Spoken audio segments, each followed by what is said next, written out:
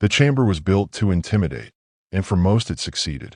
I had walked these marble floors since my youth, rising through ranks that lesser species could scarcely imagine, and even now the vast hall of the Galactic Council struck me with a measure of pride. Golden spires arched above us, etched with runes of empires long vanished, while beneath them the tiers of delegates shimmered with silks, metals, and the occasional display of teeth and claws. I sat high in the circle, as was proper for one of my stature, and, I admit, I relished the way my voice carried through the dome vaults. It reminded the chamber, and myself, of who wielded authority here. The humans looked small in this place. Two of them stood at the center dais, the male with his narrow shoulders squared, the female beside him watching with an air of quiet discipline. Both wore dark cloth instead of armor, their frail forms unarmored, unadorned, as though they had come here to be devoured. I had to smother a laugh when I caught the flicker of amusement in my neighbor's compound eyes. They looked like prey animals accidentally wandering into a predator's den.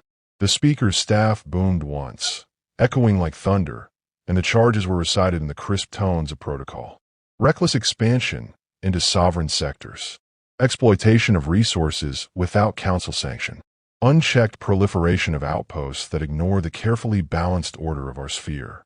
Each phrase was a nail hammered into their coffin, and each pause in the recital was filled by the derisive whispers of surrounding delegates.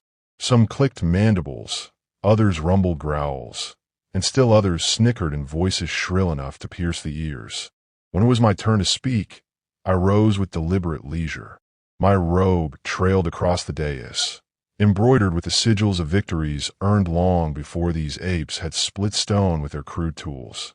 I spoke not only as a representative, but as a victor standing over a broken foe. We grant them speech, I announced, though their tongue is coarse and their record shameful.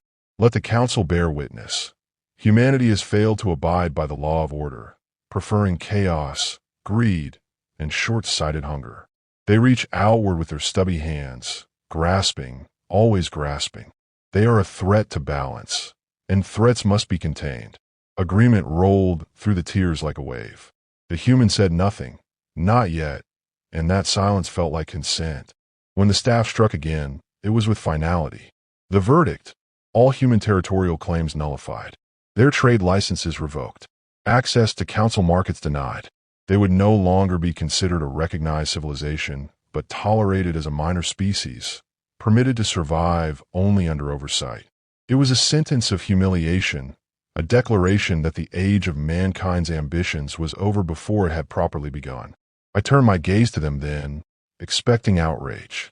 Surely they would cry injustice, raise their thin voices against the tide of condemnation. Yet the man simply inclined his head, lips curved in something almost like amusement. He thanked the council for its attention, voice steady, tone devoid of fury. His companion bowed with the same quiet grace. Then they stepped back from the dais, as though concluding a routine formality. The moment stretched, and in it the chamber faltered. Laughter resumed quickly, harsh and ringing, but the echo of that smile clung like a stubborn scent. It was not defiance exactly, nor submission. Something else, something I could not name, glimmered in that calm curve of his lips. I felt the prickle of unease and despised myself for it. They walked out together, unhurried, leaving the hall in a silence that seemed larger than their bodies. The staff struck once more to close the proceedings, and the chamber erupted in celebration. Delegates congratulated themselves with indulgent tones, convinced we had prevented a looming crisis. I joined the applause, of course. Anything less would be suspicious. Yet even as I clapped, my mind replayed the image of that human's expression. No trembling, no protest, no desperate appeal. Merely a smile. I told myself it was arrogance, the empty bravado of a primitive race too foolish to recognize its own defeat. I whispered the words inwardly until they carried the ring of certainty. Arrogance, nothing more. Still, as I departed the hall, the echoes of that calm expression lingered like a shadow, trailing behind me. For the first time in decades, I wondered if we had not judged too swiftly, if in our haste to dismiss we had overlooked something dangerous. The corridors outside were alive with chatter. Delegates barked jokes, comparing humans to feral animals tamed at last. Some spoke of carving their abandoned colonies into spoils, others of stripping their ships for scrap. I lent my voice to the chorus, but it rang hollow in my own ears. My thoughts returned again and again to that bow, that smile, and the faint impression that the humans had left not in disgrace, but in quiet control of themselves. Perhaps it was only pride that unsettled me, pride bruised by the refusal of prey to behave as expected. Or perhaps it was instinct, some primal recognition that the narrative we celebrated might not be the truth. The council called the verdict a cage, yet I could not shake the sensation that the humans had accepted it not as prison walls, but as something else, something they alone understood. By the time I reached my quarters, the celebration still echoing through the grand chamber behind me, I had convinced myself it was nothing. Primitive bravado, a mask to hide inevitable despair. That was the reasonable explanation, and I was, above all else, a reasonable being. And yet, as I prepared to send my report, my stylus hovering above the declaration of victory, the memory of that smile pressed against me with the weight of a secret waiting to be uncovered. Victory has a taste, and I savored it in those days. The council declared humanity bound, and I believed we had truly caged the apes.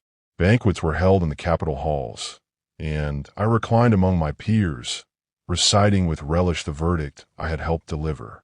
Goblets overflowed, banners of conquest fluttered, and speeches praised our vigilance. The humans were dismissed as a passing curiosity, a flicker extinguished before it could burn.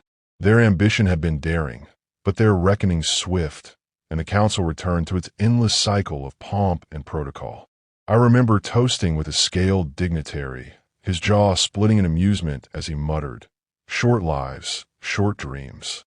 I laughed with him, confident the species that had dared reach beyond its cradle would now fade back into obscurity. It was at the time a perfect ending, and then the reports began. At first, they were trivial, almost amusing. A minor species in the rimward systems had been discovered exchanging goods with humans, ignoring the council sanctions. The goods themselves were laughable, simple alloys, basic medicines, agricultural supplements. I dismissed it as desperation, a fringe species clinging to whatever scraps it could secure. Yet the frequency of these reports increased, and the goods grew stranger. Engines, compact and efficient, appeared in the docking bays of worlds supposedly loyal to the council. Medical technology spread, curing diseases that had plagued client races for generations. Trade routes, lean and direct, connected colonies once dependent on our license lanes. Each new report was presented with embarrassment, as though the courier feared to be the one carrying ill news. My peers waved it off. Toy ships, one delegate sneered. Plastic fleets, plastic wares. I echoed their contempt, laughing louder than most, as though volume could banish the doubt whispering at the edges of my mind. What were humans but children, stacking blocks and pretending at empires? They could not possibly threaten the ancient order of the council. And yet, the evidence spread like a stain. The smaller species, the ones we had always regarded as pawns, flocked to the humans, drawn not by force, but by contracts of startling generosity. No hidden clauses, no crushing ties, no gilded chains disguised as treaties. Instead, the humans offered partnership, fairness, opportunity. Entire populations shifted their loyalty quietly, invisibly, until council envoys arrived to find empty ports and hollowed colonies. I remember the first time I read a complete dossier on the phenomenon. It chilled me, though I would not admit it aloud. Line after line documented exchanges that had bypassed every council barrier. Sanctions meant nothing. Restrictions crumbled. The humans had built an economy beneath ours, not in open defiance, but in subtle replacement. And while we celebrated our victory, their system grew efficient, resilient, unstoppable. I tried to dismiss it. My colleagues called it trivial. One ambassador scoffed. Let them peddle their baubles. The true species will never abandon the council. His confidence was infectious, and for a time I clung to it like a shield. But late at night, as I reread the data, the shield cracked. The pattern was undeniable. This was not rebellion. It was something far more dangerous. Still, Pride demanded I laugh. Pride insisted I stand tall in the chamber and deride the humans as charlatans. I remember leaning across the table during a session, sneering. They play at markets as children play at war. Soon their toys will break. The delegates chuckled, and I savored the sound. But even as I spoke, unease wormed through my chest. The first undeniable shift came with a single revelation. A shipment intercepted on the outer rim revealed not stolen goods or crude forgeries, but an entirely new trade network.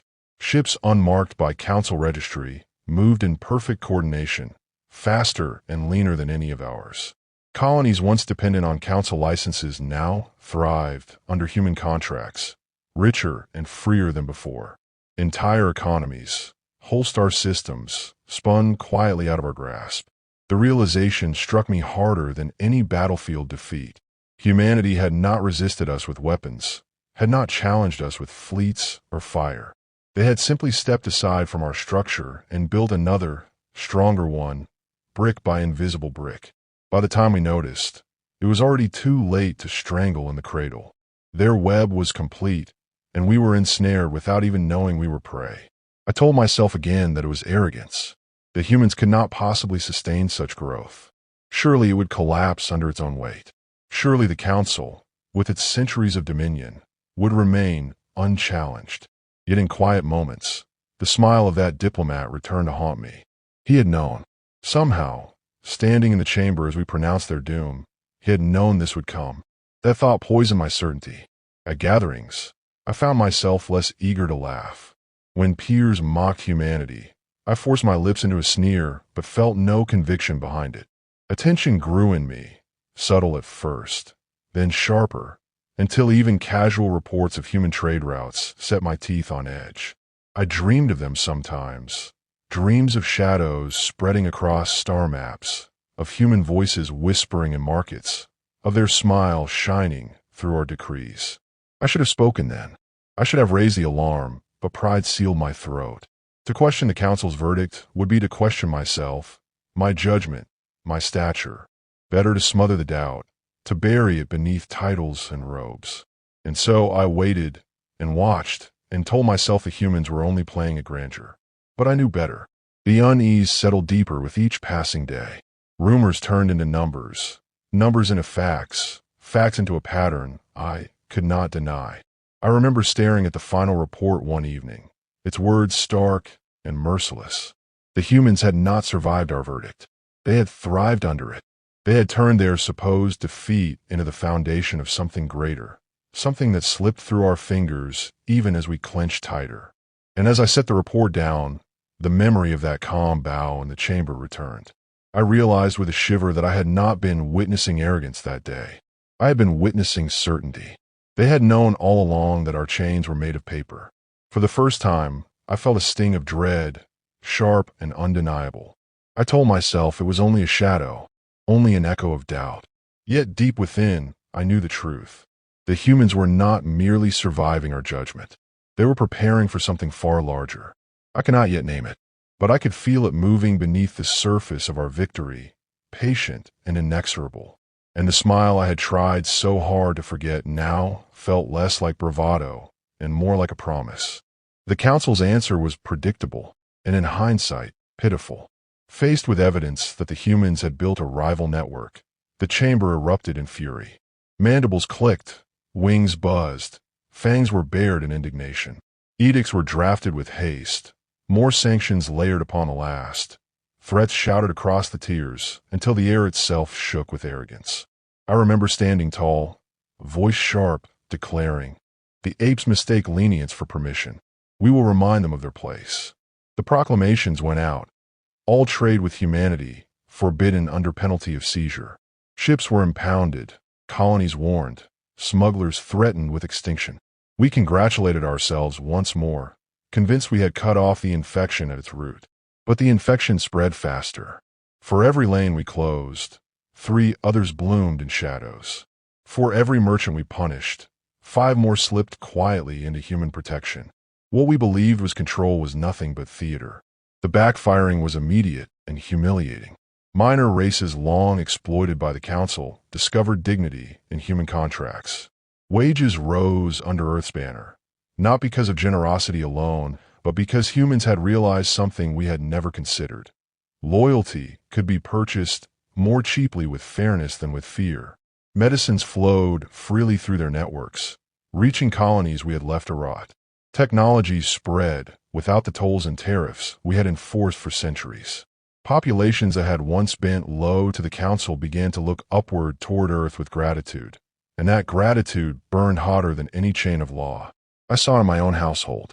My attendants, once loyal beyond question, whispered of opportunities beyond our jurisdiction. A cousin of mine, an aide I trusted, requested transfer to a frontier post, only for me to discover later he had emigrated to a human colony. He sent no word, no apology, but I heard of him again through rumors. He was thriving. The realization cut me deeper than any wound of battle. The Council, desperate to display its strength, chose escalation.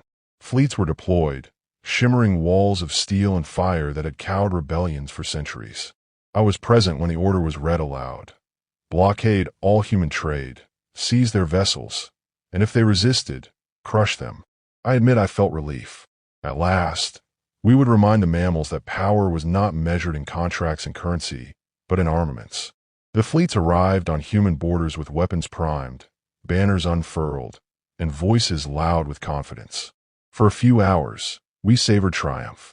The broadcasts of our ships filled the channels, demanding surrender, declaring the blockade complete. Yet the response that came was not what we anticipated. No human fleets rose to meet us.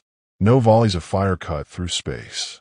Instead, silence, followed by a simple transmission. Updating systems. Please wait. I still remember the reports that followed. Entire squadrons went dark within minutes. Engines powered down, weapons froze, targeting arrays collapsed into useless static. Ships, mighty ships that had ruled the stars for generations, drifted helplessly, neutered without a single shot fired. Confusion turned to panic, panic to shame. Engineers scrambled, officers screamed, but nothing availed. Later, we learned the truth. The humans had sold us our own software updates years earlier, quiet packages embedded into systems we had arrogantly accepted as harmless. With a single keystroke, they had unmade our fleets. The humiliation was indescribable. The Council silenced the news, of course, but whispers spread like wildfire. Sailors told their families, officers confessed to lovers, and within days the secret was no secret at all. The mighty Council, guardian of the galactic balance, had been undone not by war but by code, and humanity had not fired a weapon. Defections multiplied after that. Citizens left in droves, abandoning stagnant worlds for human colonies bursting with vitality. Students sought scholarships at Earth's academies. Engineers defected to join their projects. Merchants turned away from our stagnant trade halls toward the bustling markets humans offered. Even soldiers deserted, slipping away under cover of night to pledge allegiance to a banner that promised not dominion, but opportunity. I tried to confront one of my aides, a sharp-minded youth who had served me faithfully. Why would you betray your people? I demanded. His answer haunts me still. I'm not betraying them. I am joining their future. His eyes held no malice, only certainty, the same certainty I had once glimpsed in that diplomat smile. I dismissed him, but days later he vanished, and I knew where he had gone. By then the Council's chambers were filled not with laughter, but with dread. Each new meeting began with reports of yet another world slipping away, another economy hollowed, another system defecting without a single battle fought. I watched my peers shout and claw at each other, desperate to assign blame, but their rage only revealed their fear. The truth was undeniable. Humanity was not fighting us. Humanity was replacing us. The phrase lodged in my mind like a splinter. We had thought ourselves eternal, the arbiters of order, the center around which lesser species revolved. Yet one by one, those lesser species abandoned us willingly, joyfully, because the humans had given them something we had never considered. Respect. Not equal respect, perhaps, but enough to feel the difference. And once tasted, it could not be forgotten. I stood in my quarters late one evening, staring at the galactic map as sectors dimmed in color, shifting from Council's blue to Earth's white. It was not conquest. It was migration, a tide flowing away from us toward them, unstoppable, inevitable. And in that moment, for the first time, I understood the depth of our failure. We had not caged the apes. We had crowned them. The council still raged, still issued decrees, but their voices were echoes in empty halls. Armies without soldiers, fleets without power, treasuries without wealth. And in my own heart, pride curdled into fear, not fear of extermination. Humans had shown no appetite for slaughter, but fear of irrelevance, of watching our millennia of dominance fade into memory, while the apes smiled their quiet smiles and moved ever forward. I tried to tell myself that perhaps they would falter, that growth at such speed could not endure. But the reports told another story: efficiency, stability, expansion balanced with patience. They were not reckless. They were precise. Every colony thriving, every partnership honored, every promise kept. Where we had ruled through fear, they ruled through competence, and that was a chain stronger than any we had forged. When I lay down that night, I found myself unable to sleep. The image of that diplomat haunted me still, his polite bow, his unreadable smile. I had thought it arrogance. Then I thought it certainty. Now I realized it was prophecy. He had seen this moment long before we had, and perhaps he had pitted us even then. And though I would not admit it aloud, I felt something stirring that I had never imagined I would feel for such a species. A reluctant, bitter respect. The chamber no longer shone with grandeur. Once, its spires had gleamed with confidence, its vaults had rung with laughter, its tiers had brimmed with arrogant certainty. Now the air tasted of fear, heavy and stale, as though even the walls knew the council's dominion was rotting. Delegates sat hunched in their seats, robes tattered, voices ragged with arguments that no longer convinced even themselves. Reports piled higher than petitions, each one a dagger. Empty treasuries, idle fleets, vanishing populations.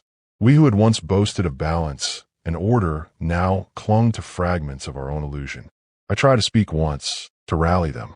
We must reassert control, I declared, though the words sounded hollow in my own ears. We are the guardians of civilization. If we stand together, my voice faltered beneath the weight of silence. They were not listening, not truly. Their eyes betrayed them. Each of them knew what I knew. Our people were leaving us, and no decree could summon them back. It was then the human returned. The same diplomat who had bowed so calmly years before stepped into the chamber, unhurried, composed, as if the ruin of our authority were no more than a scheduled appointment. He wore the same dark cloth, unarmored, unadorned, yet I thought him taller now, though perhaps it was only the weight of inevitability pressing down upon me. The staff struck once, a hollow echo that no longer commanded reverence, and he bowed with the same precision as before. "Esteemed delegates," he began, though the word esteemed carried a shade of irony I could not ignore. "I return to you with an offer." His voice was calm, smooth, without triumph or malice. "Join us, share in what we are building, or remain apart and be left behind." Gasps rippled through the tiers. A few shouted insults, their voices shrill with desperation. Others cursed him, demanding he be removed. Yet I noted with dread that more remained silent. Their silence was not born of defiance, but of calculation. They were weighing his words, not rejecting them. One delegate, a tusked brute from a warrior race, rose to his feet. "You dare to command us? You vermin, you think to conquer us with words." His roar shook the chamber, yet the human did not flinch. He only regarded the outburst with patience, as one might regard a child's tantrum. "You mistake us," the human replied evenly. "We did not come to conquer. We came to endure. And in enduring, we have grown stronger. We will continue to grow, with or without you. The choice is yours." The warrior spat, but his fury rang hollow. Everyone knew the truth. His own people were already migrating, slipping quietly into human colonies where their strength earned wages rather than chains. Even his own captains whispered admiration for the efficiency of human fleets. His roar was not defiance, but mourning. I watched the council fracture in that moment. Some raged, pounding fists against stone, their voices hoarse with denial. Others sat frozen, their faces pale with dread. And some, Too many sat thoughtful, eyes narrowed, calculating their best path forward. I could see it in them. The decision was already made. In the days that followed, the collapse accelerated. Proud empires that had once demanded tribute now sent envoys in secrecy, papers trembling in their hands as they requested partnership agreements. Entire governments applied for what the humans called Earth citizenship, as though the mere adoption of that phrase could erase centuries of dominion and shame. There were no parades, no declarations of surrender, just quiet signatures, quiet acknowledgments that our age had ended. I walked the halls of my own residence in disbelief. My staff dwindled daily, one attendant gone, then another, until I prepared my own meals in silence. The markets outside bustled, but no longer with the goods of my people. Human vessels crowded the docks, their banners flying bright and unchallenged. Citizens who had once bowed at my passage no longer looked up. Their eyes were fixed on new futures I could not offer. One evening, I caught sight of my reflection in the polished glass of the council tower. I looked smaller somehow, my robe heavier, my eyes shadowed with defeat. I thought of the nights I had laughed at them, the days I had proclaimed their doom, the pride with which I had struck them down. And then I remembered that smile, that single, infuriating smile. It had been prophecy, and I had been too blind to see it. The council still exists, in name. We meet, we speak, we draft hollow decrees that no one obeys. But I no longer sit as a sovereign. I am now called a trade liaison, a title bestowed not by my peers but by the very species I once sought to crush. My authority is an illusion, my dignity a costume. Each report I deliver is reviewed by human overseers, their polite corrections delivered with that same calm certainty. And yet, to my shame, I cannot deny the truth. The lives of our citizens are better under them. Markets thrive, diseases vanish, opportunity flourishes. My people, once shackled by the council's pride, now taste freedoms I never thought to grant them.